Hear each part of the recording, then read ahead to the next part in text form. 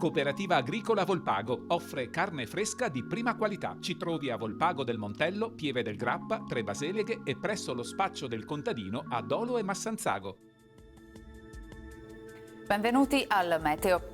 L'alta pressione finalmente lascia la presa sull'Italia, permettendo l'arrivo di perturbazioni e dunque ci attende una fase dinamica. Vediamo insieme il dettaglio. Sul Veneto la grafica di giovedì 23 febbraio ci mostra un cielo coperto e nuvoloso. Sulla pianura di mattina avremo locali nebbie. Precipitazioni ben poche, in realtà con qualche breve piovasco a carattere sparso e quota neve attorno ai 1500 metri. Temperature stazionarie o in lieve locale aumento, minime tra 4 e 6 gradi, massime invece tra 8 e 12 all'incirca. Spostiamoci ora sul Friuli Venezia Giulia.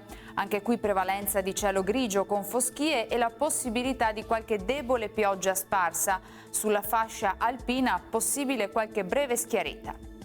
Temperature minime tra 6 e 8 gradi, massime sui 10-12 gradi. Infine diamo uno sguardo al Trentino Alto Adige, dove inizialmente avremo molte nubi con occasionali piovaschi. In giornata non si escludono delle schiarite. Temperature minime intorno ai 3-5 gradi, massime sui 10 all'incirca. Dal meteo per ora è tutto, vi auguro un buon proseguimento in nostra compagnia.